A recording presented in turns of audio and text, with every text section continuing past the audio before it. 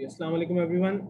Paper 1 की practice हम continue कर रहे हैं चैप्टर 1 और उसके अंदर आज जो हम सब टॉपिक्स कवर करेंगे they will mostly be related to uncertainties and then some scalars and vector stuff as well. ठीक है, so without wasting any time absolute और परसेंटेज अनसर्टेनिटीज और अनसर्टेनिटीज को कंबाइन करने से रिलेटेड जितने क्वेश्चंस हैं उनको टैकल करते हैं। ठीक है, so the first two questions are in front of you, start solving them, let me know what answer you get. ठीक है, चलो शाबाश। सबसे ज्यादा हम इसी के क्वेश्चंस करेंगे आज हम, बट साइड साइड में छोटी छोटी चीजें और भी हैं जो हम कवर करेंगे इस चैप्टर में। चलो स्टार्ट हो जाओ, शाबाश।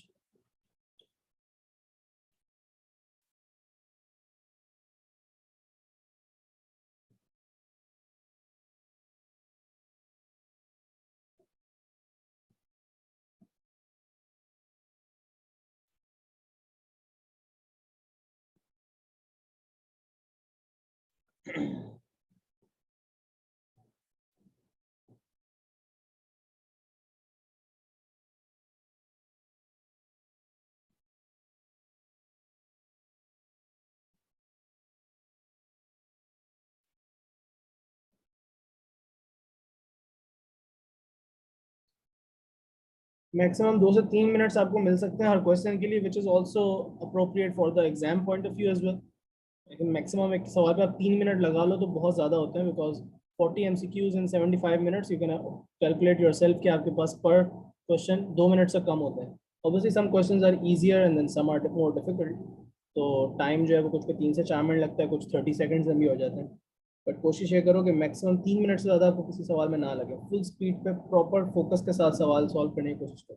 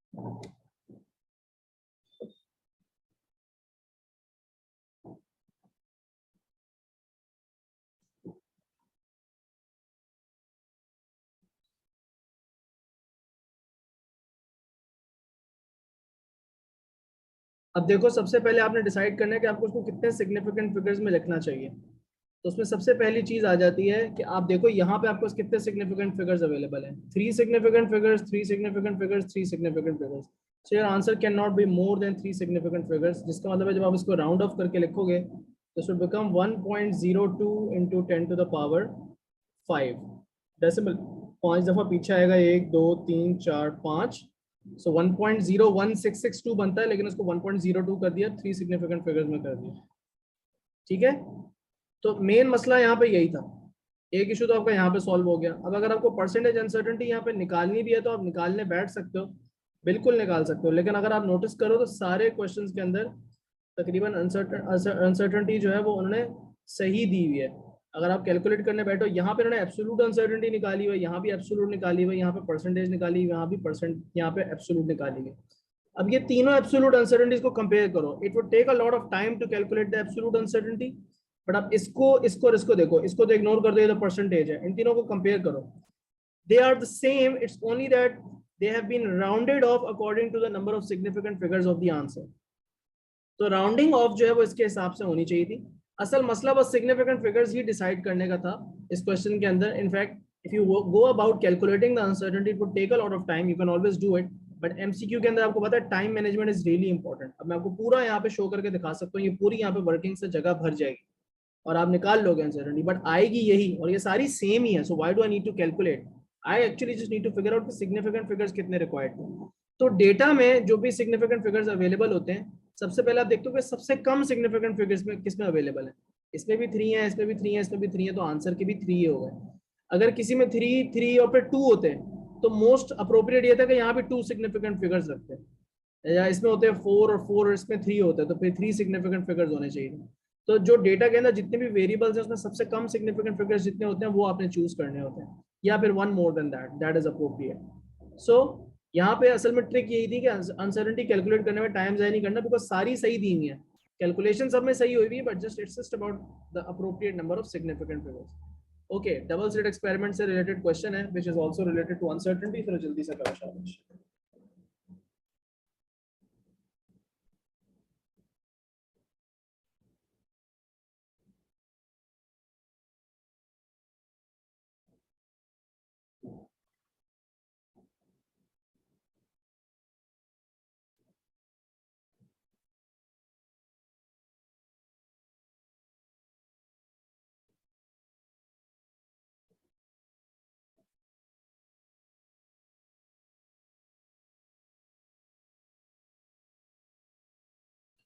परसेंटेज अनसर्टेनिटी का रूल बड़ा सिंपल है। पहली बात तो यह है कि इस केस में आपको फॉर्मूला पता होना चाहिए यंग्स डबल स्लिट एक्सपेरिमेंट का, जो कि आपको पता है। लैम्डा को आपने सब्जेक्ट बना लिया।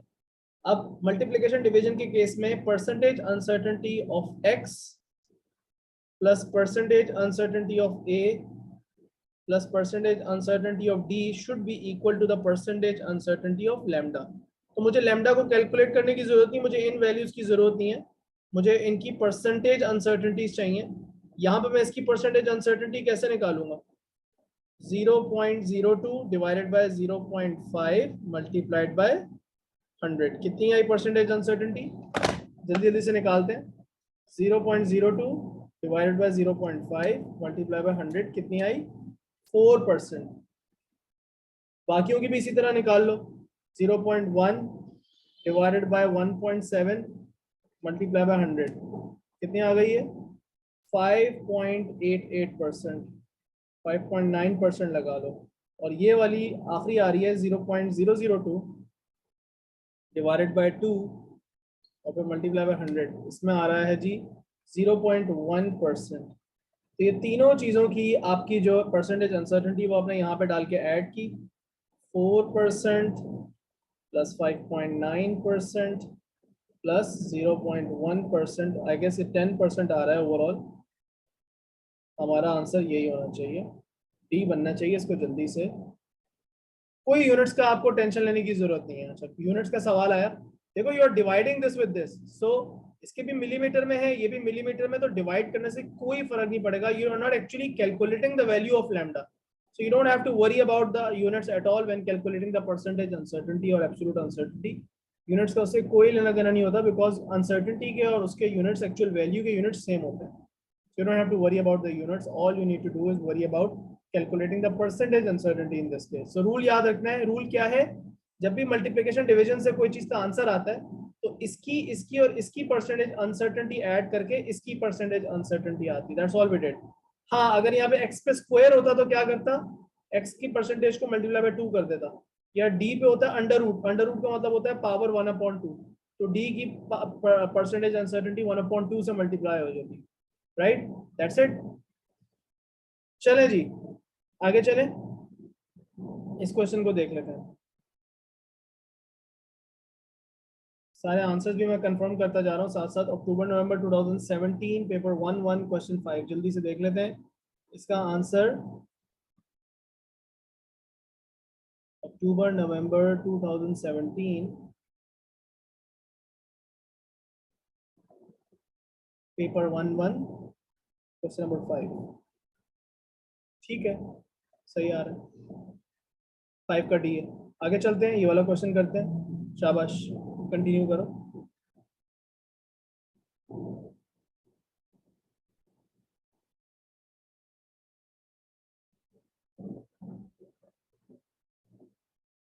दोबारा से उसी टाइप का सवाल है। What is the percentage uncertainty in Y? अब y की परसेंटेज अनसर्टेनिटी डिपेंड करती है p x और q पे। कैसे निकालनी होती है? Percentage uncertainty in y should be equal to percentage uncertainty in p plus percentage uncertainty in x plus percentage uncertainty in Q, लेकिन क्यू वाली जो है वो मल्टीप्लाई बाय 2 हो जाएगी। ये क्यों किया मैंने? बिकॉज क्यू की पावर 2 है, ये बड़ा इंपॉर्टेंट है। तो बहुत इजी है, डायरेक्ट आपको इसमें इस क्वेश्चन के अंदर दिया हुआ है, आप जल्दी से कर सकते हो। 6 + 2 8, 8 और 4 × 2 है, तो ये 8 और 8 ऐड होकर हो गया 16%। 16% आपका आंसर 1 मिनट में आ गया। This should not take very long, ये आसान क्वेश्चन था। ठीक है, आओ आगे चलें।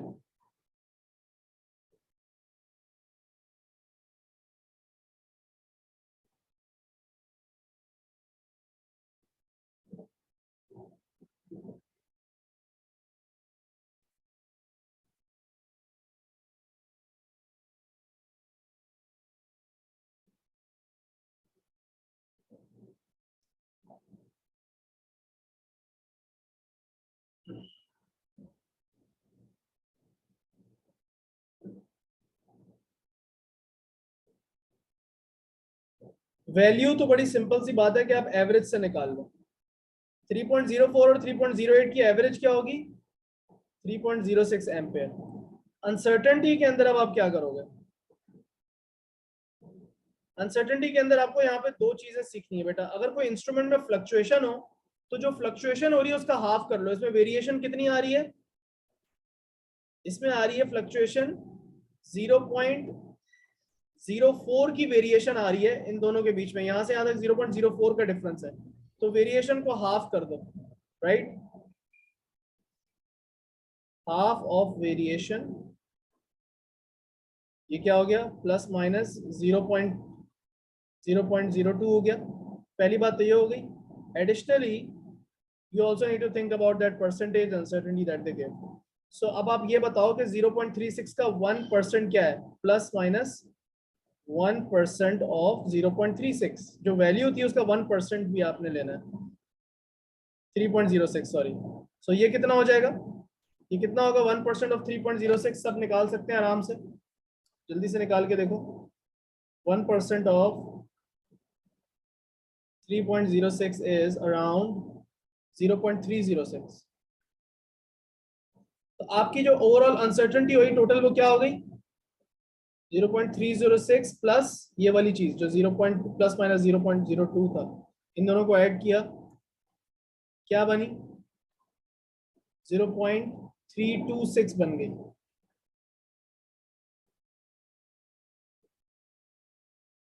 ये मेरी परसेंटेज अनसर्टेनिटी बन गई। अब मुझे लिखने का तरीका आना चाहिए इसको सही से। इसको लिखने का सही तरीका क्या होना चाहिए, इसको कैसे लिखना चाहिए? तो हम यहाँ पे देखेंगे भाई 3.06 तो सब में लिखा हुआ है, वैल्यू तो सब में एक ही है, राइट? अब आगे कहानी बनती है कि आप यहाँ पे, यार मैंने इसको सही कैलकुलेट किया, यहाँ पे इसको सही लिया, कितना डिफरेंस आ रहा है? 0.04 का डिफरेंस आ रहा है ना, प्लस माइनस 0.04।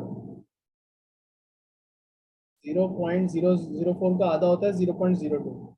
0.02 हो गया, ये हो गया आपका काम। और 1% ऑफ 0.3, तो 0.32 हो गया। 0.032 हो गया। अब हमारे पास इसका आंसर बनना चाहिए, इन दोनों को ऐड करने से 0.326 आ रहा है। Sir is 0.036। ओके, सो ये मैंने कैलकुलेट गलत किया यहाँ पे। 1% ऑफ, यस 0.01 करना था, मैंने 0.1 से मल्टीप्लाई कर दिया। यस, तो ये आपके पास आ रहा है 0.036। परसेंटेज गलत कैलकुलेट की ना, 2 दफा डेसिमल पीछे लेके जाना था, मैं 1 दफा ले गया पीछे। So now when you add these together, ये जो है इसको और इसको आपने ऐड किया तो ये क्या बन गया? 0.5, कितना बन जाता है ये? 0.5, 0.02, 0.02 प्लस 0.0306,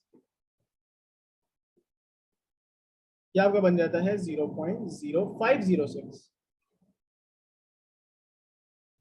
अब 0.0506 देखो किससे मैच हो रहा है भाई। ये 2 डेसिमल प्लेस में लिखा हुआ था, इसको भी 2 डेसिमल प्लेस में लिखना चाहिए। ये बिल्कुल परफेक्ट तरीके से लिखा हुआ है, तो आपका आंसर क्या बन गया? सी बन गया। सो करा क्या आपने कि ये वाली चीज को एब्सोल्यूट में कन्वर्ट किया, और ये जो वेरिएशन थी इसको हाफ किया। दोनों अनसर्टेनिटीज जो है वो कंबाइन होकर ओवरऑल अनसर्टेनिटी ये बन गया। That is all we had to do. ठीक है, इसको भी देख लो, साथ साथ रिव्यू कर लो, और नेक्स्ट वाला क्वेश्चन भी साथ साथ अटेम्प्ट करो।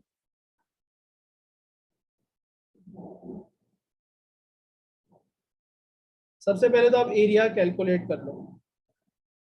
एरिया लेंथ इंटू ब्रेड्थ से आएगा। क्या आ जाएगा एरिया? मीटर स्क्वायर में करना है, याद रखो।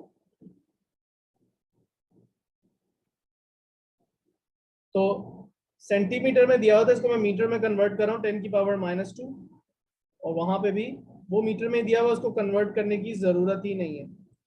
मेरे पास एरिया क्या आ जाएगा?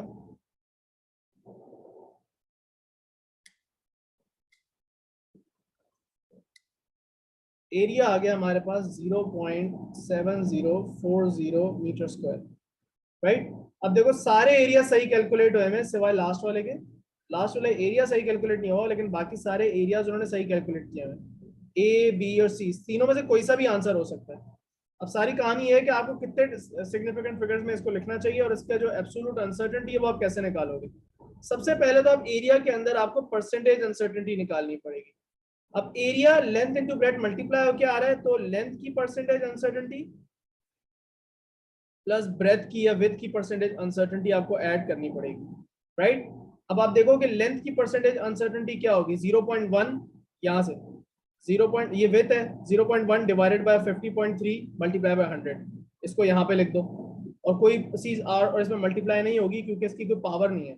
अच्छा, इसके पास 0.01 डिवाइड बाय 1.40 मल्टीप्लाई बाय 100, इसकी भी परसेंटेज अनसर्टेनिटी निकालो, यहाँ लिख दो। दोनों की परसेंटेज अनसर्टेनिटी निकाल के यहाँ दो। तो लिख रहा हूँ मैं पहले 0.01 डिवाइडेड बाय 1.4 मल्टीप्लाई बाय 100 किया। यह आपके पास आ जाती है 0.714% प्लस दूसरे वाले की बात करते हैं 0.1 डिवाइडेड बाय 50.3 मल्टीप्लाई बाय 100। ये कितना आ गया? ये आ गया 0.199। इन दोनों को ऐड किया, परसेंटेज अनसर्टेनिटी क्या है? So 0.199 प्लस 0.714, ये मेरे पास आ गया 0.913%। लेकिन मुझे तो परसेंटेज अनसर्टेनिटी नहीं चाहिए, मुझे तो चाहिए एब्सोल्यूट अनसर्टेनिटी। तो एब्सोल्यूट अनसर्टेनिटी इन ए कैसे आएगी?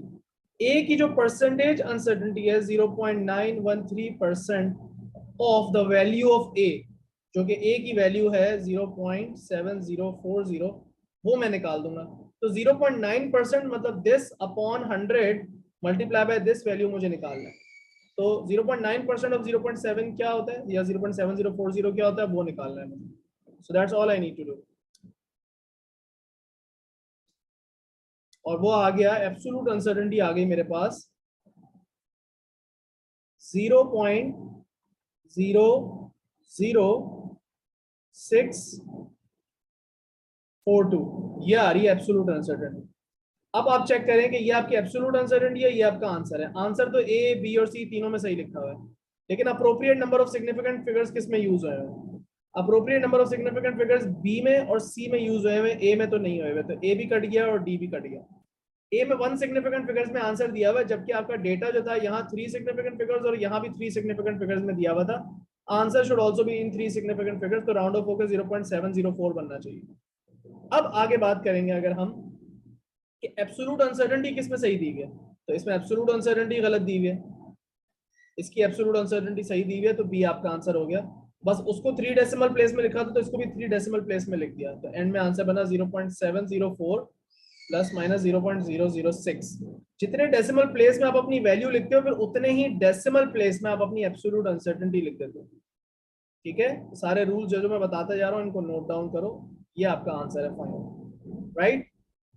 एक दफा रिव्यू करना है तो कर लो। I'll just stop for a minute and then we'll go to the next one.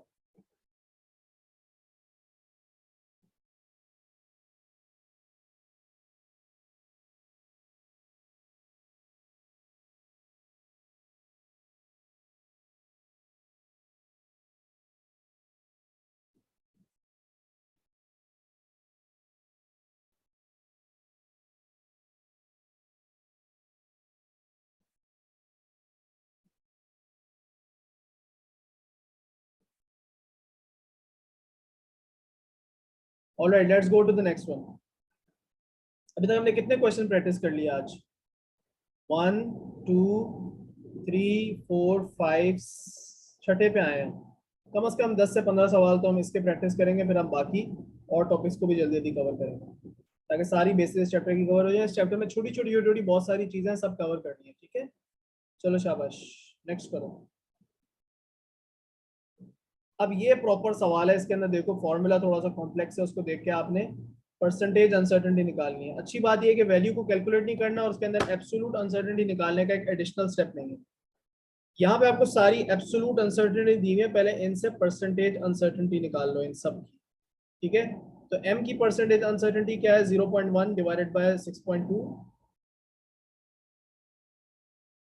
Multiply by 100। m की क्या आ गई,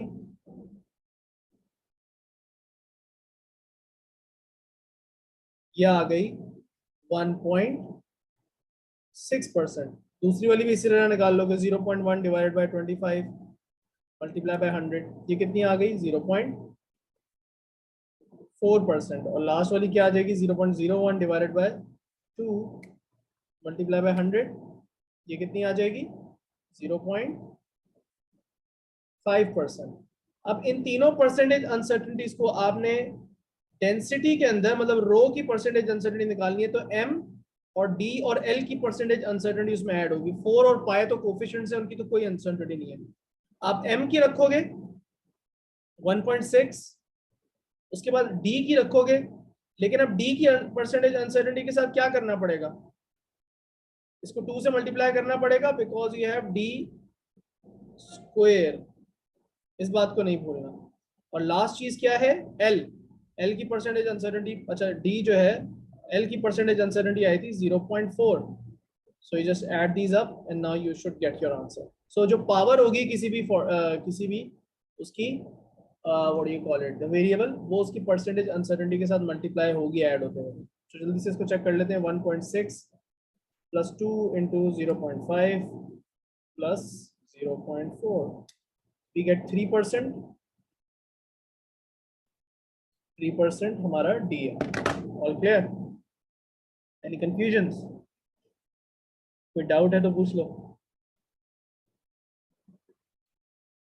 इफ नॉट तो फिर अगला सवाल उसी टाइप का ही है, थोड़ा सा लंबा है, चेक करो सवाल, बल्कि इसमें कोई कैलकुलेशन नहीं रिक्वायर्ड, ये एक्चुअली थोड़ा सा बस आपने से देख के जो है वो आप आराम से कर सकते हो। और से देखो इसको, फिर उसके बाद इसका आंसर डिस्कस करें। तो ये फॉर्मूला है, इससे आपने y कैलकुलेट करना है। y के अंदर जो वेरिएबल्स यूज हो रहे हैं वो k यूज हो रहा है, l यूज हो रहा है, m यूज हो रहा है, t यूज हो रहा है, w यूज हो रहा है, ठीक है।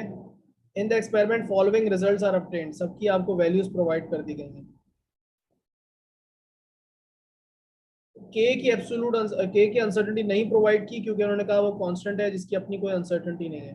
सो l, m, t और w में से सबसे ज्यादा कंट्रीब्यूट कौन करता है to the percentage to the uncertainty of y, इसका बड़ा सिंपल सा जवाब है। आप यहाँ पे देखो इनकी सबकी परसेंटेज अनसर्टेनिटी क्या है, सबकी परसेंटेज अनसर्टेनिटी क्या है और उसके बाद उनकी पावर क्या है, आपने वो देखना है। तो L की परसेंटेज अनसर्टेनिटी क्या है, 0.2 डिवाइडेड बाय 80, 0.2 डिवाइडेड बाय 80। थोड़ा सा जल्दी जल्दी करके मुझे बताते भी जाओ तो टाइम सेव हो जाएगा। एक minute, 0.2 divided by 80 multiply by 100, क्या आ गया 0.25%। अब L की पावर देखो, L के ऊपर क्यूब है, तो मुझे इसको मल्टीप्लाई बाय 3 करना पड़ेगा ऐड करते वक्त। इसकी कंट्रीब्यूशन कितनी हो गई, 0.75% इसकी कंट्रीब्यूशन होगी। अब M की कंट्रीब्यूशन देखते हैं, 1 डिवाइडेड बाय 60 इंटू 100, क्या आया 1.67%।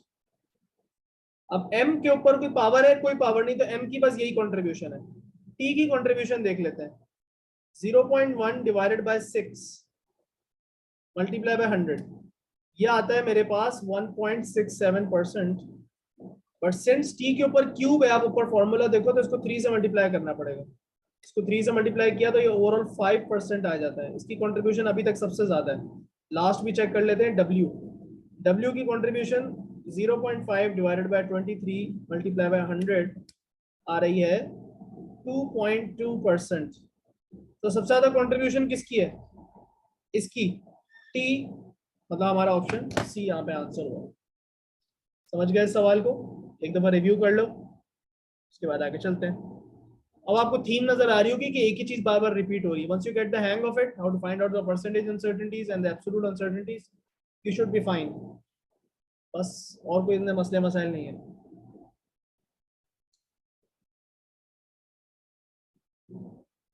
क्या कोई और सब टॉपिक को प्रैक्टिस करें? अब इसको प्रैक्टिस करते हैं, सिस्टमैटिक और random errors. Before we move on and practice these questions and answer these questions, याद रखो कि सिस्टमैटिक एरर्स क्या होते हैं। सिस्टमैटिक एरर्स वो होते हैं which always basically tend to move the values to one side of the true values. Okay मनाल, एक मिनट भाई, एक बंदे ने बोला है कि नेक्स्ट क्वेश्चन भी कर दें, it was a bit hard. Okay, let's see मई जून 2017, इसको भी सॉल्व करते हैं, ठीक है? रीड करो क्वेश्चन, फिर इसको भी सॉल्व करते हैं, फिर अगले सब टॉपिक पर जाएंगे। Right, the current in a block of semiconductor is 30 milli amperes, ठीक है? The potential difference is across it 10 volts। Dimensions दी हुई है ब्लॉक की। Electrical meters are used to accurate to plus minus 0.1 ampere milli ampere और plus minus 0.1 volts. तो voltmeter और ammeter की आपको एक्यूरेसी बताई हुई है, या कहना चाहिए कि उनकी आपको अनसर्टेनिटी बताई हुई है। उसके बाद इनकी बेसिकली आपको प्रिसीजन बताई हुई है। The dimensions of the block are accurate to plus minus 0.2। So dimensions की भी आपको precision बता दी। What is the resistivity of the semiconductor? First of all, what formula are you going to use over here? Do you remember the formula rho L upon A? अब सबसे पहले आप ये देखें कि आप इसका रेजिस्टेंस निकालेंगे। रेजिस्टेंस क्या होगा? रेजिस्टेंस होगा V अपॉन I। V कितना है? V है 10.0 वोल्ट्स। I कितना है? 30 मिली एम्पेयर्स। तो 30 times 10 to the power minus 3, इससे मेरे पास रेजिस्टेंस आ गया। याद रखो, मुझे इस क्वेश्चन में निकालना क्या है? रेजिस्टिविटी निकालनी है, उससे पहले मैं रेजिस्टेंस निकाल रहा हूँ। So 10 divided by 30 into 10 to the power minus 3 and I will end up with 333.3 ohms. ये मेरा रेजिस्टेंस हो गया, ये मैं यहाँ पे लिख लेता हूँ। रेजिस्टिविटी अननोन है। लेंथ क्या लूंगा मैं यहाँ पे? What should I take as length? भाई देखो, करंट ऐसे पास कर रहा है, सो लेंथ हो गई करंट के लिए ये वाली चीज, which is gonna be 15 millimetres, ठीक है? तो 15 mm मेरी लेंथ हो गई। इसको मैंने यहाँ पे लिख लिया 15 इंटू 10 की पावर माइनस 3। हर चीज ऐसा यूनिट में कन्वर्ट कर दी, एल आ गया। अब एरिया क्या होगा? देखो, करंट जिस फेस को क्रॉस कर रहा है, जिस फेस से बाहर निकल रहा है ना, तो शेडेड एरिया जो है ना, ये आपका एरिया। तो आपको 15 इंटू ये वाली side, this side into this side आपने मल्टीप्लाई करना है। सो 30 इंटू 50 मिलीमीटर जो है वो आपने करना है। लेकिन अगेन इनको कन्वर्ट करना है आपने मिलीमीटर से मीटर्स में। सो 15 इंटू 10 की पावर माइनस 3 इंटू 30 इंटू 10 की पावर माइनस 3। अब आपके पास पहले तो रेजिस्टिविटी की वैल्यू आ जानी चाहिए। सारी कैलकुलेशन करके रेजिस्टिविटी निकालते हैं।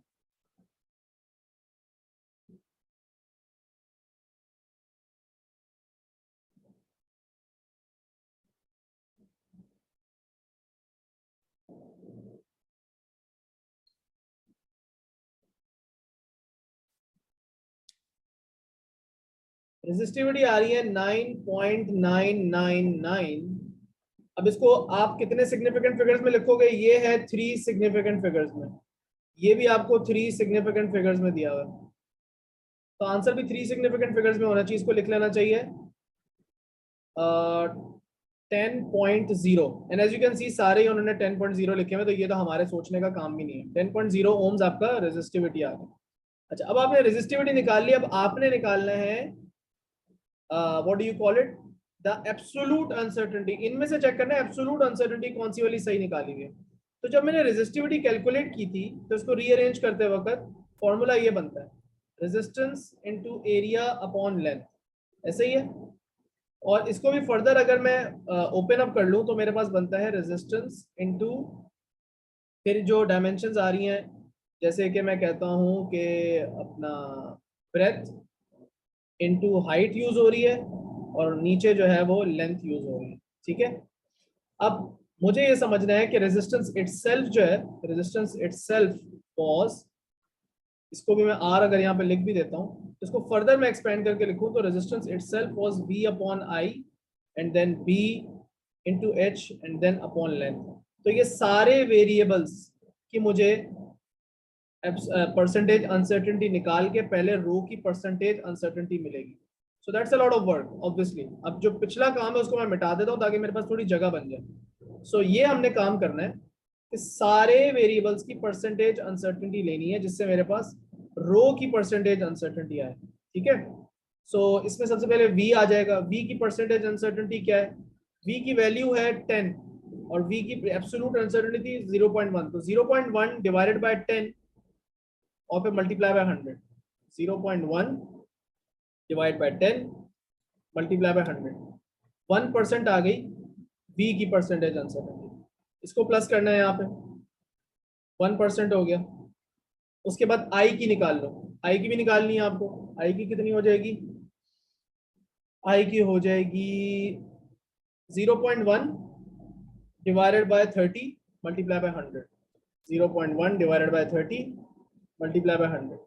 आई की परसेंटेज अनसर्टेनिटी आ रही है 0.33। किसी के साथ कुछ कोफिशिएंट मल्टीप्लाई करने की जरूरत नहीं क्योंकि सबकी चीजों की पावर 1 है। बी और आई की हो गई, ये हो गया, ये हो गया। अब बी, एच और एल बचता है। अब इसमें आप ये देखो कि आपका जो ब्रेथ है और लेंथ है, ये दोनों चीजें तो 15 और 15 ही थी, ये और ये।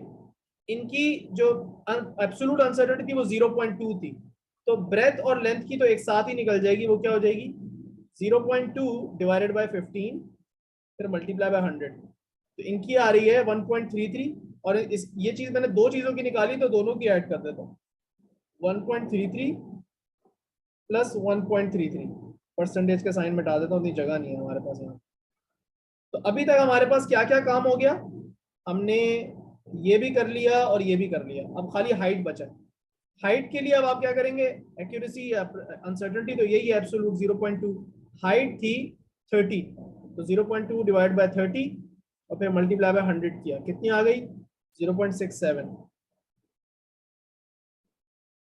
ये सारी परसेंटेज अनसर्टेनिटीज मैंने ऐड की, मेरे पास रो के अंदर परसेंटेज अनसर्टेनिटी आ जाएगी। सो जल्दी से ऐड करते हैं। 1 प्लस 0.33 प्लस 1.33 प्लस 1.33 प्लस 0.67, कितना आ गया? 4.66। लेकिन ये तो परसेंटेज अनसर्टेनिटी एन रो है ना। अब रो की वैल्यू क्या आई थी? 10, तो 4.66%। अब रो की एब्सोल्यूट अनसर्टेनिटी क्या होगी? डेल्टा रो क्या होगा? Simply 4.66% of the value of rho which was 10। So 10.0 का 4.66% निकाल लो, it's that simple. Percentage uncertainty से एब्सोल्यूट अनसर्टेनिटी ऐसे आती है। So 4.66 divided by 100 multiply by 10, क्या आ गया? 0.466 आ गया, प्लस माइनस 0.466। क्या इसको हम प्लस माइनस 0.5 लिख सकते हैं 1 डेसिमल प्लेस तक? प्लस माइनस 0.5 लिख सकते हैं। मेरा आंसर ये बन गया। बहुत सारी वर्किंग थी बट करना यही था, करने का तरीका यही था और कोई आपके पास ऑप्शन नहीं था। ऑल्दो एक काम मैं बचा सकता था, एक काम मैंने ऑनेस्टली एक्स्ट्रा किया और वो ये कैलकुलेशन थी। या सारे आंसर सेम लिखे थे, मुझे बस यहाँ पे डायरेक्ट 10 जो है उसको लेकर काम करना चाहिए था। सो ये स्टेप डेफिनेटली एक्स्ट्रा है। If I spend 5 minute on this question I should have spend 3 because 2 minute तो यहाँ वेस्ट है। ये सारी काम करने में ये मुझे सारा काम वेस्ट हुआ, ये कोई फायदा नहीं था। गौर से देखना चाहिए सवाल को। एमसीक्यूज में स्मार्टली वर्क करना बहुत जरूरी है, right? It was definitely a bit long lengthy question, but हाँ चीजें वही है नॉर्मल, मतलब हार्ड इस सेंस में कि स्टेप्स ज्यादा है, बट ये वाले स्टेप्स नेसेसरी नहीं थे। ये मैंने खामखी में किया, मुझे बाद में रियलाइज हुआ। Anyways let's move on to the new sub topic. बाकी के आप और प्रैक्टिस करना क्वेश्चंस, इसमें तो लिमिटेड है, और भी आप फाइल्स निकाल के ईयरली में से भी फर्दर क्वेश्चंस प्रैक्टिस करना। सिस्टमैटिक और रैंडम एरर्स को जल्दी से रिवाइज कर लेते हैं। सिस्टमैटिक एरर वो एरर होता है जिसकी वजह से रीडिंग्स हमेशा टू वन साइड चेंज होती है, या तो सारी ट्रू वैल्यू से बड़ी आती है, सारी ट्रू वैल्यू से छोटी आती है। रैंडम एरर वो होते हैं जिससे रीडिंग सारी या तो ट्रू वैल्यू से बड़ी भी आ सकती है, छोटी भी आ सकती है। ठीक है, सो रैंडम एरर की वजह से रीडिंग दोनों साइड पे फ्लक्चुएट करती है, सिस्टमैटिक एरर की वजह से रीडिंग सिर्फ एक साइड पे फ्लक्चुएट करती है। अब पहला वाला क्वेश्चन देखो, और ये थोड़ा सा मजेदार क्वेश्चन है। पहला क्वेश्चन ही थोड़ा हार्ड है, तो उसको इस पे कॉन्सेप्ट लगाने की कोशिश करो। अभी अभी जो मैंने बात डिस्क्राइब की इसको अटेम्प्ट करने की कोशिश करो। शाबाश। Waiting for your answers.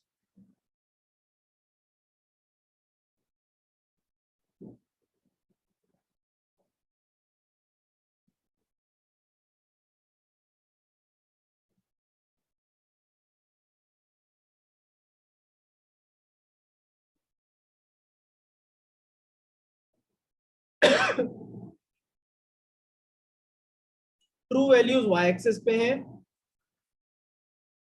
True values y axis पे हैं, और एक्चुअल में जो मीटर आपको रीडिंग दे रहा है वो x एक्सिस पे। अब वो कह रहे हैं कि यार सिस्टमैटिक एरर है, सिस्टमैटिक एरर है। पहले ए में चेक करते हैं कि ए में हमारे पास कौन सा एरर है, रैंडम एरर आ रहा है, सिस्टमैटिक एरर आ रहा है। अब जहां पे रीडिंग आनी चाहिए थी, रीडिंग आनी कितनी चाहिए थी अकॉर्डिंग टू ट्रू वैल्यू, जहां पे 1 आ रही थी, मीटर रीडिंग आपको उससे थोड़ी बड़ी रीडिंग दे रहा है। जहां 1 रीडिंग आनी चाहिए थी, हमें 1 पॉइंट समथिंग मिल रही है रीडिंग। जहां रीडिंग 2 आनी चाहिए थी, वहां पे उससे थोड़ी सी ज्यादा रीडिंग मिल रही है, राइट। अब एक और इससे बड़ी इंपॉर्टेंट बात है कि उन्होंने कहा है as a systematic error that varies with voltage. मतलब सिस्टमैटिक एरर है but the size of error is not constant, the size of error also varies. अब देखो जहां पे 3 आनी चाहिए थी रीडिंग, वहां पे मीटर रीडिंग आपको मिल रही है 3 से ज्यादा। क्या यहाँ पे साइज ऑफ एरर भी वेरी हो रहा है या नहीं हो रहा? बिल्कुल सही है, हर जगह जो है the reading is larger, everywhere in this case the reading is larger than the true value, but you can see the size of error is also increasing along with it. क्या ए में आपको ये बात नजर आ रही है? लाइन की shape इतनी इंपॉर्टेंट नहीं है जितना आपको वैल्यूज को देखना है। जहां वैल्यू 1 आनी चाहिए थी, वहां आई कितनी, 1 पॉइंट समथिंग आई। जहां 2 आनी चाहिए थी, वहां पे 2 पॉइंट समथिंग आ रही, लेकिन डिफरेंस बढ़ गया।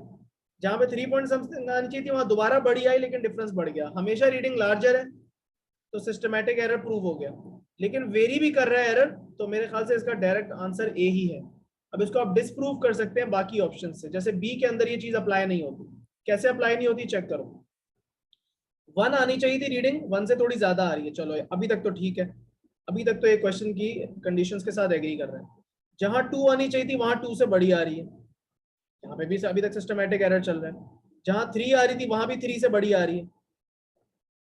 But then why is it not the answer? Because B के अंदर the size of the error does not vary. The size of the error remains constant. True value और actual reading का जो difference है वो बराबर रहता है। So इसमें ये वाली चीज follow नहीं हो रही, इसलिए B आंसर नहीं है। इसी तरह आप बाकी सबको भी चेक कर सकते हो और आपको आंसर मिल जाएंगे। जैसे C को देख लो, एक और एग्जांपल देख लेते हैं, फिर उसके बाद नेक्स्ट पे चलेंगे। आंसर ऑलरेडी मिल गया।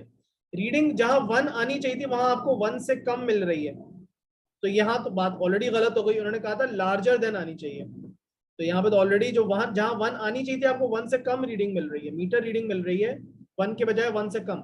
तो खत्म हो गया सवाल यहीं पे। इसमें भी वही मसला है, लेस मिल रही है, यहाँ भी लेस मिल रही है, बात ही खत्म हो गई, क्वेश्चन ही यहाँ पे एंड हो गया, तो बात करने की जरूरत ही नहीं आ गई। So interesting question, but anyways यहाँ पे पढ़ो। अब इसमें से सिस्टमैटिक और रैंडम एरर की टाइप्स को आइडेंटिफाई करना आना चाहिए। So read these and think इनमें से कौन से सिस्टमैटिक एरर है, कौन से रैंडम है। Again, the definition that I told you should ring in your hand or in your head, और अपनी टेक्स्ट बुक से या मेरे नोट्स में से डेफिनेशन सिस्टमैटिक और रैंडम एरर के सामने निकाल के रख लो, इन सबको सॉल्व करते हैं, ठीक है। सो these are type of questions that you can do inside 1 minute, लेकिन बस गौर से रीड करना है और फिर उसका एनालाइज करना है, एक दफा सोचना है, उसके बाद आंसर सिलेक्ट। कैलकुलेशंस नहीं है डेफिनेटली।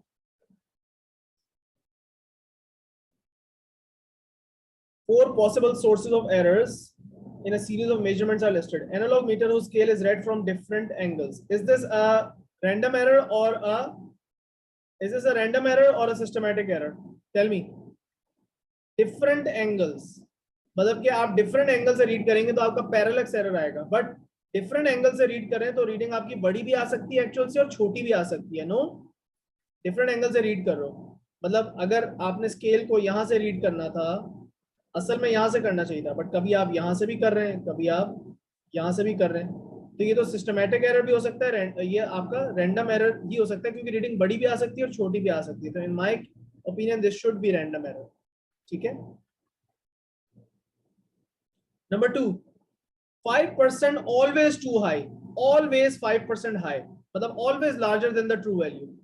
ये आपकी सिस्टमैटिक एरर होना चाहिए, जिसमें रीडिंग बड़ी हमेशा बड़ी आ रही है। Meter needle that is not frictionless, so needle sometimes sticks, but needle stick होने से आपकी कोई गारंटी नहीं है कि रीडिंग बड़ी या छोटी आएगी, कभी बड़ी भी आ सकती है और छोटी भी आ सकती है। रैंडम एरर है, डेफिनेटली रैंडम एरर है। Zero error, zero error always leads to a systematic error. ये बात तो इसमें कोई शक ही नहीं होना चाहिए कि जीरो एरर अगर होगा या तो नेगेटिव होगा या पॉजिटिव होगा। अब एक इंस्ट्रूमेंट में एक वक्त में या तो नेगेटिव जीरो एरर तो हमेशा ही रीडिंग आपकी छोटी आएगी, और अगर पॉजिटिव जीरो एरर तो हमेशा ही आपकी रीडिंग ट्रू वैल्यू से बड़ी आएगी। सो हमें पता ये चला कि 1 और 3 जो है वो रैंडम है, और 2 और 4 जो है वो सिस्टमैटिक है। बी हमारा आंसर होना चाहिए, बी हमारा आंसर होना चाहिए। Which question number is this? Question number 5। Yes, B is the answer. Okay, so I hope के सारे पॉइंट्स मैंने सही से एक्सप्लेन कर दिए। Alright, moving on. When performing an experiment, a student should minimize uncertainty of any measurement, in which case the student is reducing the systematic error in a measurement. कौन से case में student systematic error को minimise करने की कोशिश कर रहे हैं? पढ़ो। Adjusting a voltmeter needle to point to the zero before using it to measure a potential difference. He is trying to minimize the zero error. Isn't that a systematic error? मेरे ख्याल से तो इसका आंसर ए ही हो जाना चाहिए। No, he's trying to avoid zero error. तो क्या होगा? जीरो एरर अवॉइड करा तो सिस्टमैटिक एरर ही अवॉइड होगा। बट एनीवेज, जब आप सेवरल पॉइंट्स पे डायमीटर को मेजर कर रहे हो और उसकी एवरेज आउट करोगे तो ये तो रैंडम एरर को मिनिमाइज करने की कोशिश कर रहे हैं। रैंडम अनसर्टेनिटी है। जब भी आप रिपीटिशन करते हो और एवरेज करते हो, you are always trying to minimise the random error. आप मेरे नोट्स में भी पढ़ोगे, ये बात मैंने लिखी हुई है कि जब भी आप रिपीटिशन और एवरेज करते हो तो आप रैंडम एरर को मिनिमाइज कर रहे हो। तो ये देखो यहाँ पे भी आप क्या कर रहे हो, 20 ऑसिलेशंस लेके फिर उनको डिवाइड बाय 20 करते हो तो 1 ऑसिलेशन का टाइम आता है। All of these are repeat and average. Repeat और एवरेज करने से आपका हमेशा रैंडम एरर मिनिमाइज होगा। समझ में आ गया? जीरो एरर तो होता ही सिस्टमैटिक है, तो हमारा आंसर ए होना चाहिए। ओके, चलो भाई, चलो आगे चलें। मई जून 2016 पेपर 1 क्वेश्चन नंबर 4 सही है, ए आंसर है। प्रिसीजन और accuracy. What is precision? Precision means how close the values are to each other, या फिर आप इसको in terms of an instrument ये समझ लो कि micrometer is more precise than a vernier calliper और a metre rule. Why? Because micrometer का जो लीस्ट काउंट है, जो smallest division on the scale है, वो छोटी है।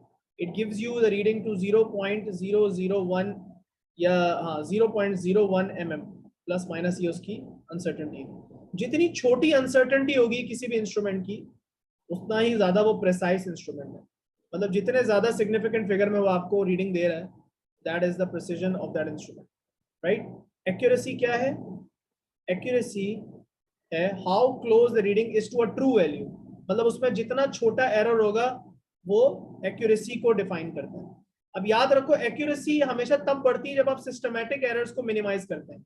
सिस्टमैटिक एरर को मिनिमाइज करने से एक्यूरेसी इंप्रूव होती है। रैंडम एरर्स को, अनसर्टेनिटी को और रैंडम एरर्स को कम करने से प्रिसीजन जो है वो अच्छी होती है। ये बातें ध्यान में रखोगे पॉइंट्स, तो आपके सारे क्वेश्चन सही से आंसर हो जाएंगे। ठीक है, अभी जो मैंने 4-5 बातें की, these points should be in your head while solving all these questions। ये आपके नोट्स में भी लिखी हुई हैं।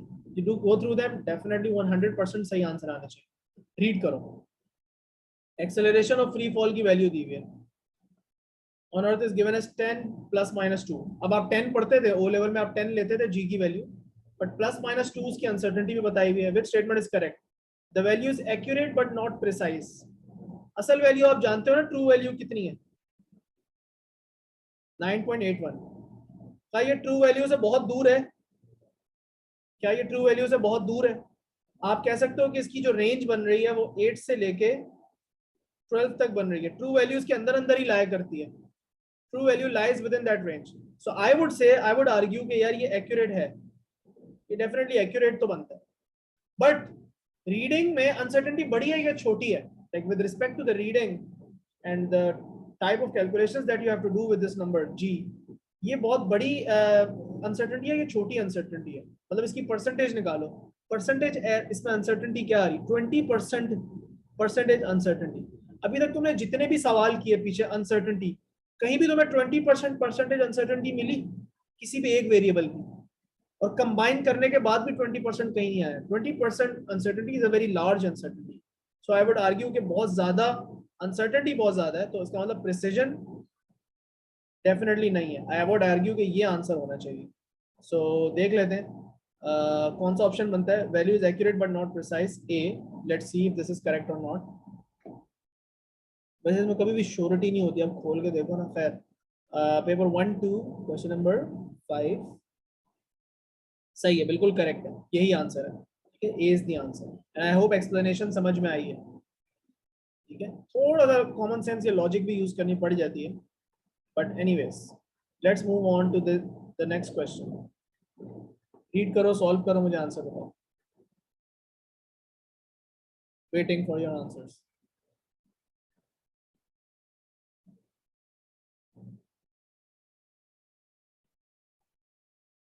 मनाल, एक्यूरेट इसलिए बोल रहा हूँ बेटा, मैंने रीजनिंग ये दी कि यार ये इतनी ज्यादा दूर नहीं है, और दूसरी बात ये कि जो इसके अंदर अनसर्टेनिटी दी हुई है, 10 प्लस माइनस 2 करो तो 8 से 12 तक आपकी पॉसिबल वैल्यूज निकलती हैं। The true value lies with in that range, so that's why I argued कि ये एक्यूरेट है।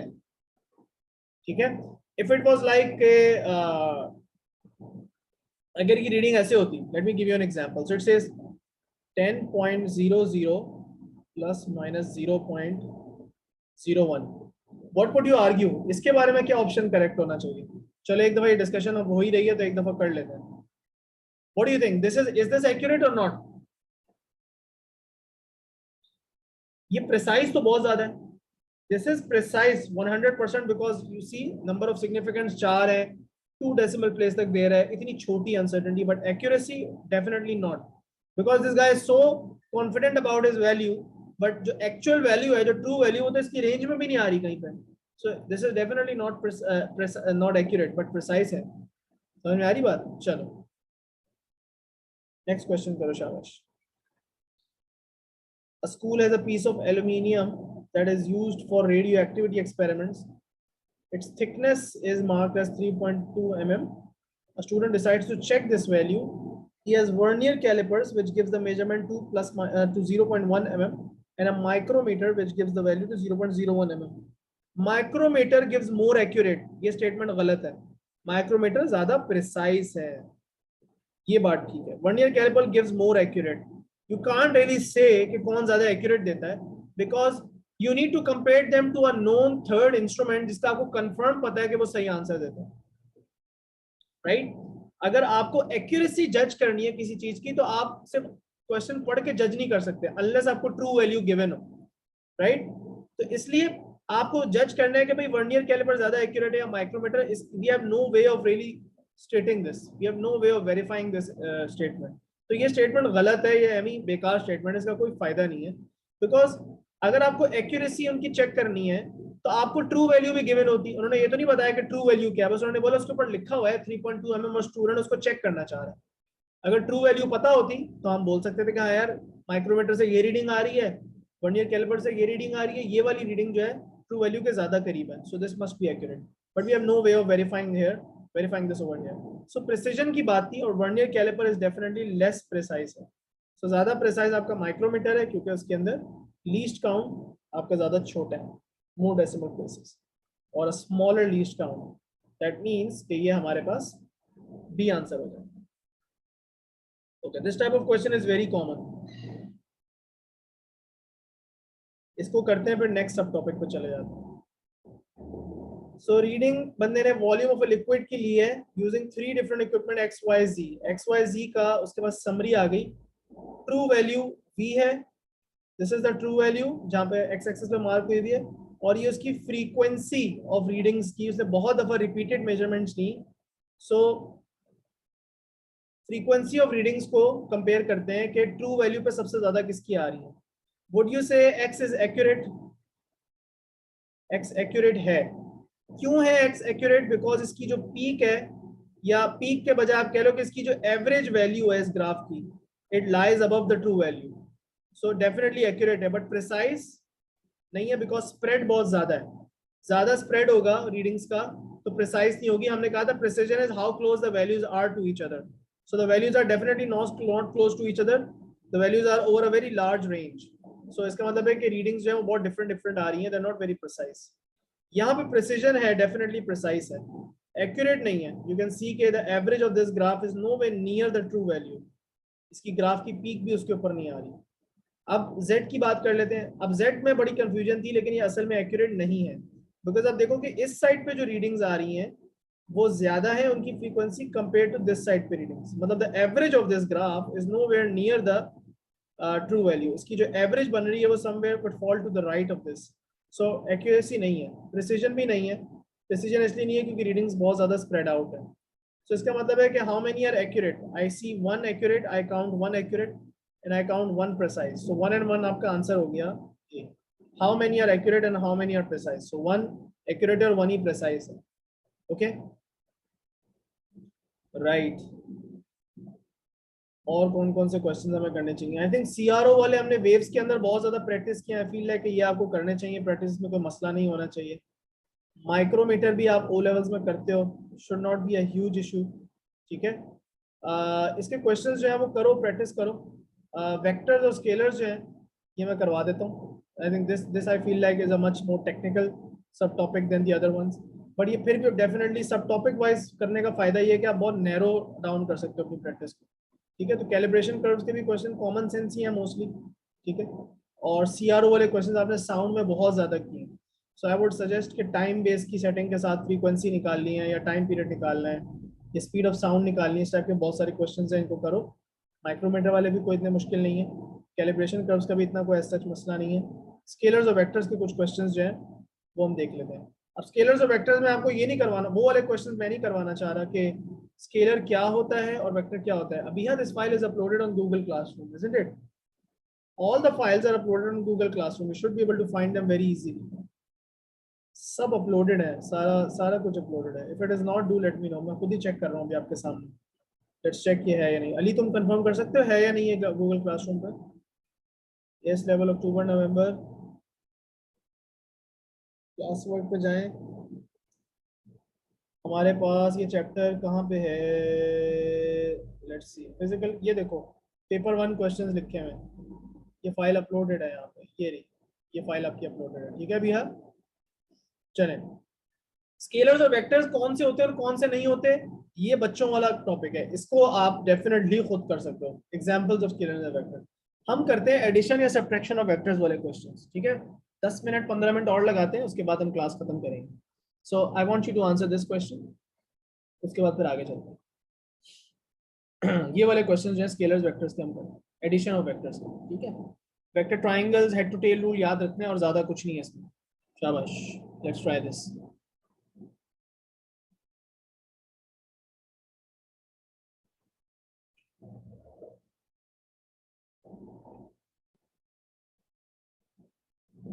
Aeroplane can fly at velocity x when moving through still air. Okay, so ये aeroplane की अपनी actual velocity है. When flying in the wind, the aeroplane's velocity is y. So ये वाली velocity wind के effect के बाद आ रही है. So you should understand कि y is the resultant. Y is the resultant of x and w. Airplane की अपनी वेलोसिटी और विंड की वेलोसिटी कंबाइन होके क्या कहते हैं, प्लेन की फाइनल वेलोसिटी आती है जो कि y है। सो आपने हेड टू टेल ड्रॉ करना है x और w को। x and w should be drawn head to tail and then y जो है वो एज अ रिजल्टेंट काम करना चाहिए। a के अंदर देखो x बना हुआ है, x के हेड से w की टेल बनी हुई है। यहाँ पे हेड टू टेल ज्वाइन हुए में और फिर रिजल्टेंट y को बनाया हुआ है। हमने क्या पढ़ा हुआ है ट्राइंगल रूल के अंदर कि आप resultant missing side of the triangle को बनाते हैं और उसकी डायरेक्शन होती है from the tail of the first vector to the head of the last vector. So क्या रूल होता है? First of all you draw 2 vectors head to tail like this, और फिर जो missing side of the triangle होती है वो आप ड्रॉ कर लेते हैं और उसकी डायरेक्शन क्या होती है? From the tail of the first vector to the head of the second vector. जहां से आपने ट्राइंगल स्टार्ट किया था और जहां पे फिनिश किया वहां से वहां तक उसकी डायरेक्शन होती है। तो डेफिनेटली ए जो है वो बिल्कुल सही बना हुआ है, ये सही बना हुआ है। अब बी के अंदर गलतियां निकालो। बी के अंदर चेक करो कि क्या एक्स और डब्ल्यू को हेड टू टेल बनाया है इन्होंने, चेक करो।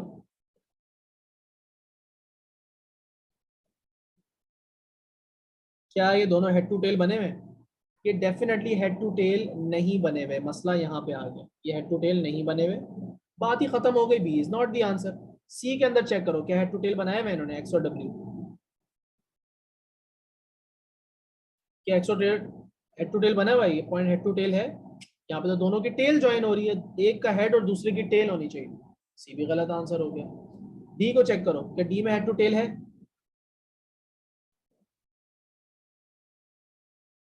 Again not head to tail. इस पॉइंट पे दोनों की टेल ज्वाइन हो रही है, तो ये तो टेल टू टेल बना हुआ है, डी भी आंसर नहीं है। सो आपका ए ही ठीक आंसर, राइट। उसके बाद ये वाला क्वेश्चन देख लेते हैं। टू फोर्सेस, दोनों की 10 है, दोनों 10 न्यूटन की है। The angle between the forces is 120, what is the magnitude of the resultant force? अब आपके पास जगह है, आप स्केल डायग्राम बना लो यहाँ पे, या फिर बेस्ट तरीका वो है कि आप इसका स्केच करो डायग्राम, सही vector triangle. You will not draw the forces like they are drawn over here. और आप इसके अंदर एक और काम भी कर सकते हो, आप इसके अंदर कंपोनेंट्स निकाल के भी कर सकते हो। कंपोनेंट्स निकालने वाला तरीका सबसे पहले करते हैं, redraw bye drawing the components. 10 Newton की ये वाली फोर्स एज इट इज बनेगी, लेकिन ये वाली जो 10 न्यूटन की फोर्स है इसके दो कंपोनेंट्स हैं। एक ये हो जाएगा 10, अब ये वाला एंगल में ले रहा हूँ, I am using this angle. ये एंगल कितना होगा बच्चों को मुझे बता सकते हैं? 90 में से माइनस करेंगे ना, ये 30 हो जाएगा। तो क्या ये 10 cos 30 बनना चाहिए और ये वाला 10 sin 30 बनना चाहिए? इसमें कोई डाउट तो नहीं है ना? तो यहाँ पे बन जाएगा 10 cos 30 और ये हो जाएगा 10 sin 30।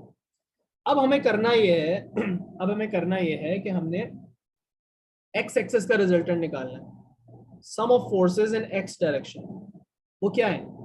10 towards the right minus 10 sin 30 towards the left. कितना आंसर आएगा इसका? 5 आंसर आएगा पॉजिटिव। इसका मतलब है कि टुवर्ड्स द राइट है, पॉजिटिव आंसर आ रहा है, मतलब 5 न्यूटन का एक्स डायरेक्शन में रिजल्टेंट है टुवर्ड्स द राइट। अब हमने वाई डायरेक्शन में रिजल्टेंट निकालना है। वाई डायरेक्शन में फोर्स ही सिर्फ ये वाली है, सिर्फ और सिर्फ ये वाली, only one force, 10 cos 30। 10 cos 30 को आप कैलकुलेटर में भी डालें तो क्या आता है?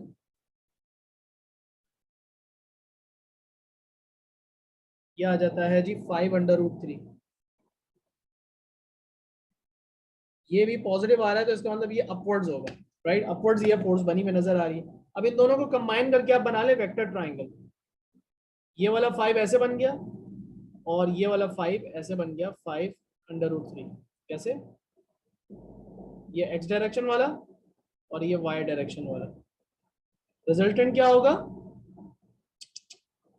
रिजल्टेंट होगा ये हाइपोटेन्यूज है, निकाल लो रिजल्टेंट, सबको आता है। चले जी, तो हमने करना क्या है जी?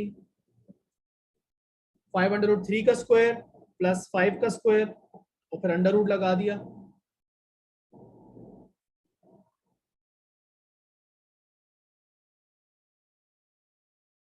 दैट्स इट, आंसर आ गया 10। मजे की बात है, आंसर क्या आ रहा है? 10 न्यूटन ही आ रहा है, बड़ा इंटरेस्टिंग आंसर आया। तो ये आपका आंसर है। एक और तरीका इसको करने का क्या था, अगर आप वेक्टर ट्राइंगल बना लेते हैं, मेथड 2 में आप समझा रहा हूं। वेक्टर ट्राइंगल आप कैसे बनाएंगे? इन दोनों फोर्सेस को आप, इन दोनों फोर्सेस को हेड टू टेल ड्रॉ करें। ये वाली फोर्स बन गई है और दूसरी ये वाली जो फोर्स है, ये वाली, इसको इसके हेड से बनाए यहाँ पे, तो ये बना ली दूसरी वाली फोर्स। ये भी 10 है और ये भी 10 है। ये एंगल कितना होगा बाय द वे? ये एंगल, ये एंगल ये एंगल 60 होना चाहिए, 60 होगा। अब आपका जो रिजल्टेंट होगा वो इस डायरेक्शन में होगा, इस डायरेक्शन में आपका रिजल्टेंट होगा। मजे की बात ये बनती है इसके अंदर, आप कैलकुलेट, वैसे तो आप कोसाइन रूल लगा सकते हो। कोसाइन रूल हो सकता है 10 square plus 10 square minus 2 into 10 into 10 cos 60, और फिर इसका अंडर रूट लोगे तो आपके पास ये वाली साइड आ जाएगी, कोसाइन रूट लगाओगे इसका आंसर भी 10 न्यूटन ही आएगा। लेकिन ये इक्विलेटरल ट्राइंगल है, इसको फौरन से रियलाइज कर लो। पहले आप रियलाइज करोगे कि यार ये आइसोसेलेस ट्राइंगल है। कैसे? यार ये वाली साइड और ये वाली साइड आइडेंटिकल है, तो इसका मतलब ये वाले एंगल्स भी बराबर होंगे। ये भी 60 होगा और ये भी 60 होगा। अब आपको छूटते ही रियलाइज होना चाहिए 60 60 60 एंगल ये कौन से ट्राइंगल में होते हैं? एक ही तो ट्राइंगल होता है ऐसा, इक्विलेटरल ट्राइंगल। तो अगर ये दोनों साइडें 10 है तो ये भी 10 होगी। आपका फौरन आंसर आ गया, ये आपका रिजल्टेंट 10 होगा। So this required none of the calculations at all. ये बहुत जल्दी हो गया क्योंकि मेरे मैथ्स के कॉन्सेप्ट क्लियर है, बेसिक ट्रिग्नोमेट्री, बेसिक जो ओ लेवल में चीजें पढ़ेंगी, ट्राइंगल और वो सारी चीजें इतनी काम आती हैं, इतनी काम आती है, तुम लोग की सोच नहीं है। मतलब कैसे आपने बगैर कैलकुलेटर को टच किए पूरा आंसर निकाल लिया, इसको रियलाइज करो और कितना फायदा हुआ है, और इस मेथड को करने में कितना टाइम लगा। बट एनीवेज, जो आसान लगता है वो करो, ठीक है। चलो भाई, पी प्लस क्यू वाला डायग्राम करके देखते हैं पहले। कुछ कुछ क्वेश्चन मैं स्किप कर दूं बीच बीच में से, ताकि हम जरा जल्दी जल्दी अपने कॉन्सेप्ट क्लियर कर सकें। थोड़े से सिलेक्टिव क्वेश्चंस कर लेते हैं। सो पी प्लस क्यू निकालना है। सो पी और क्यू को ड्रॉन टू स्केल करना है। अब इसका सबसे आसान तरीका देखो मैं क्या करता हूँ। पी और क्यू को ड्रॉ टू स्केल करना है, तो क्यू का मैं क्यू की कॉपी बनाता हूँ, क्यू की कॉपी बनाता हूँ, और इन इसको क्यू के ऊपर ऐसे पी के आगे रख लेता हूँ। ये क्यू हो गया। ये मैंने क्या किया, इनको हेड टू टेल रख लिया। अब जब मैं इनका रिजल्टेंट बनाऊंगा तो वो यहाँ से यहाँ होगा। ये रिजल्टेंट है, this is P plus Q. ये किस पे बैठ रहा है, ये कहाँ पे सबसे ज्यादा सूट इसको कौन कर रहा है? राइट की तरफ है एंड गोइंग स्लाइटली डाउनवर्ड्स। ए से सूट कर रहा है बेस्ट, ए के ऊपर बैठा है। ये ड्रॉन टू स्केल था by the way, so you can have actually just drawn the diagram yourself as well. So to the scale बनाने से एक्यूरेट डायग्राम आपका आंसर आता है। ये बिल्कुल लाइन इसके ऊपर बैठ जाएगी। थोड़ी सी मेरी इनएक्यूरेट है, तो मैं यहाँ पे सही भी कर सकता हूँ। अब देखो ये ए से ज्यादा मैच होगी। ओके, ये वाला क्वेश्चन देखो, ये थोड़ा सा इंटरेस्टिंग है। इसमें तीन फोर्सेस का रिजल्टेंट निकाला हुआ है, but they are using the head to tail rule. Head to tail rule है, तो क्या हो रहा है, रिजल्टेंट फोर्स का आपने जो है वो निकालना है। तो तीनों को हेड टू टेल बनाओ। अब देखो कि तीनों को हेड टू टेल उन्होंने किसमें बनाया हुआ है, किसमें सही से हेड टू टेल बनाया हुआ है, और सही पॉलीगॉन किसमें बनाया हुआ है। क्या बनना चाहिए? पॉलीगॉन, एक ऐसी शेप जो कि क्लोज्ड होती है। ट्राइंगल तो नहीं बनेगा, अब चार साइडों वाली शेप बनेगी, because one side, two side and three side तो ये हो गई, और मिसिंग साइड जो आपका रिजल्टेंट होगा जो उन्होंने डॉटेड लाइन से बनाया हुआ वो फोर्थ साइड हो गई, तो आपका एक क्वाड्रिलेटरल बनेगा। अब ये और ये तो बिल्कुल ही कैंसिल आउट हो गए, ए और डी, इसमें तो क्लोज शेप बना ही नहीं रहे ये लोग। अब बी और सी के ऊपर सवाल उठता है कि इसमें से कौन सा सही है। तो इसमें आप देखो उन्होंने सही हेड टू टेल किसमें बनाया हुआ है। जैसे मैं कहता हूँ ये वाली जो डायग्राम बनी हुई है ये इसको फॉलो कर रही है। उसके बाद उन्होंने ये वाली फोर्स बनाने की कोशिश की है, और उसके बाद उन्होंने ये वाली फोर्स बनाने की कोशिश की, और तीनों हेड टू टेल सही बनाएंगे। फिर रिजल्टेंट को जहां से स्टार्ट की थी शेप और जहां पे एंड की है शेप, उस डायरेक्शन में रिजल्टेंट बनाया। मुझे बी बिल्कुल ठीक लग रहा है। सी में अगर कोई गलती है तो उसको भी फौरन आइडेंटिफाई कर लेते हैं। सी में गलती बहुत क्लियर नजर आ रही है, ये वाली जो फोर्स इन्होंने यहाँ उल्टी करके बना दी है। क्यों उल्टी कर दी?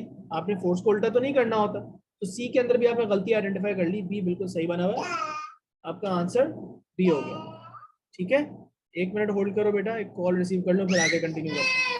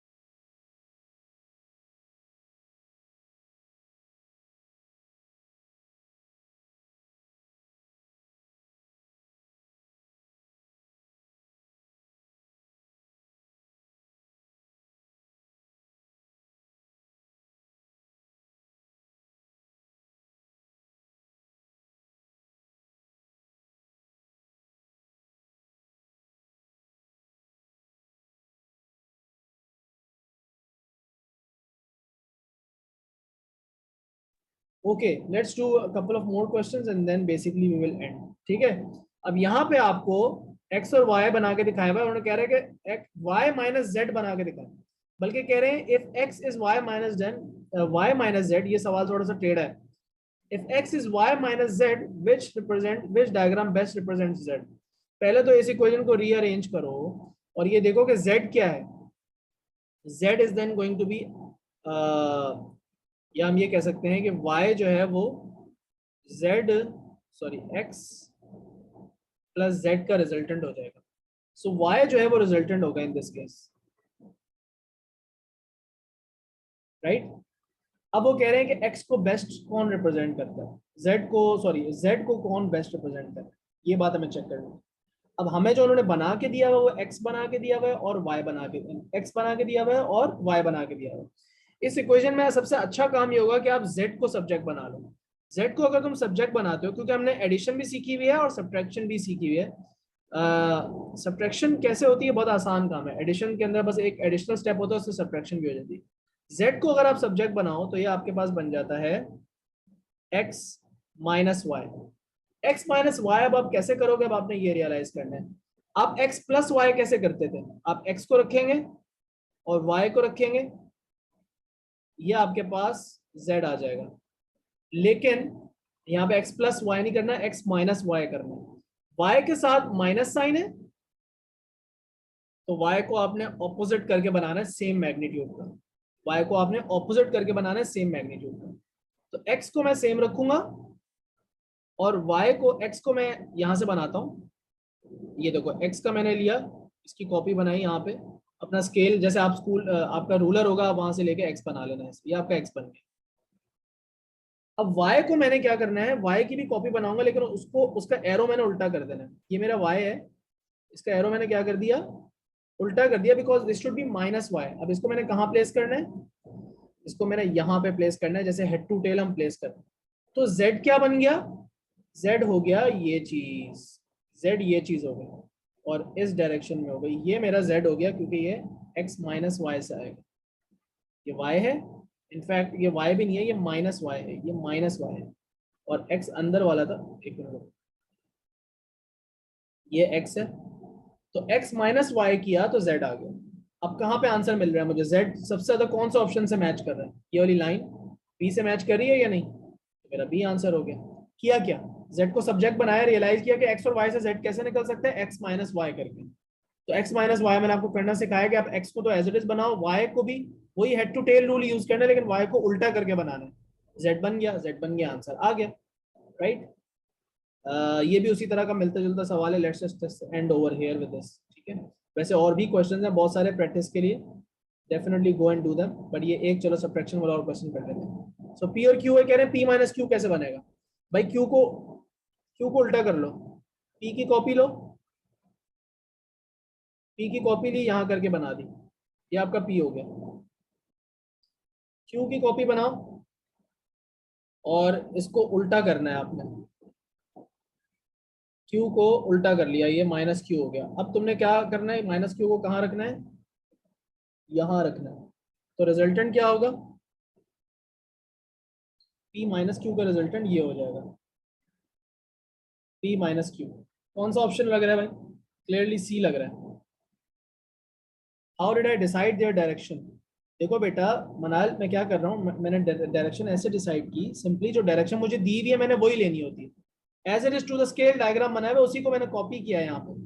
लेकिन क्यू को मैं क्यों रिवर्स कर रहा हूँ, क्योंकि क्यू के साथ नेगेटिव साइन है।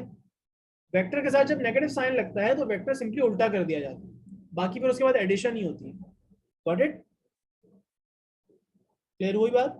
क्यू को उल्टा किया मैंने, क्यू को रिवर्स किया है, यूं था यूं कर दिया फॉर द रिजल्टेंट। ओके, सो जब भी आप दो लाइनें बना लेते हो हेड टू टेल, तो मैंने डायग्राम स्टार्ट कहां से किया था, यहां से स्टार्ट किया था या यहां से, यहां से स्टार्ट किया था या यहां से।